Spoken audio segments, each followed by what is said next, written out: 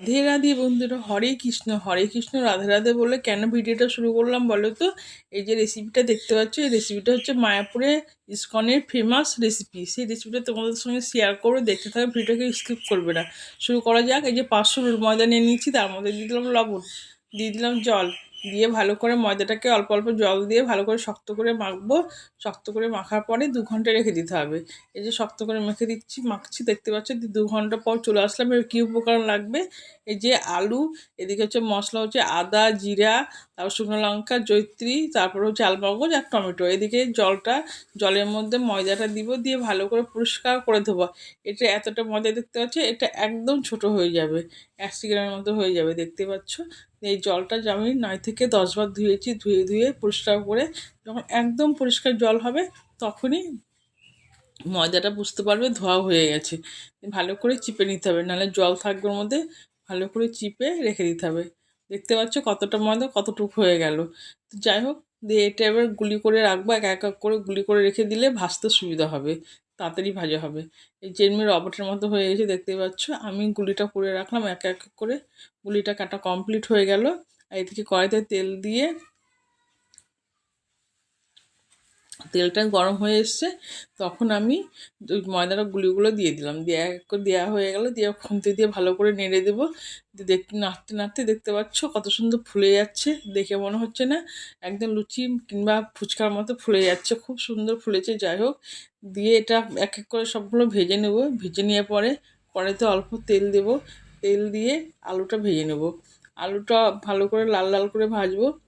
এটা কমপ্লিট হয়ে গেলে এবার আলুটা দিয়ে এবার একটু হলুদ দেবো। হলুদ দিয়ে বেশ ভালো করে লাল লাল করে ভাজবো।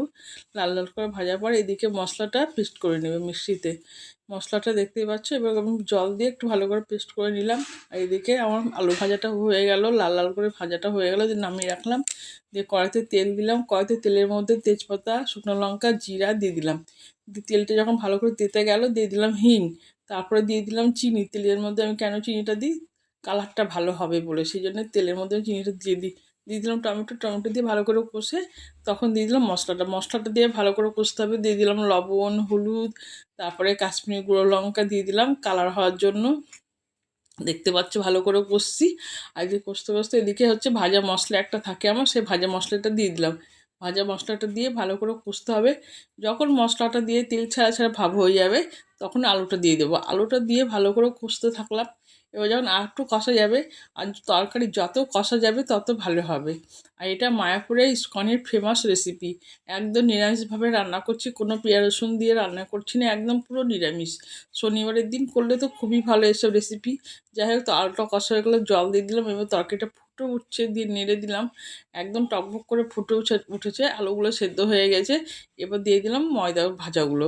দিয়ে দেখতে পাচ্ছ ময়দা ভাজাগুলো দিয়ে একটু ফুটবে।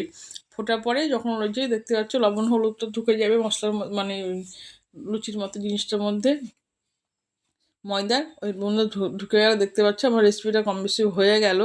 এবার আমি গরম মশলা দিয়ে দিলাম। গরম মশলা দিয়ে একটু ঢেকে রেখে দিলাম। দিয়ে দেখতে পাচ্ছ আমার রেসিপিটা হয়ে গেল। তো তোমাদের রেসিপিটা কেমন লাগলো অবশ্যই কমেন্টে জানাবে। ভালো লাগলে লাইক শেয়ার কমেন্ট করবে। আর ইউটিউব থেকে দেখলে আমার চ্যানেলটা সাবস্ক্রাইব করবে।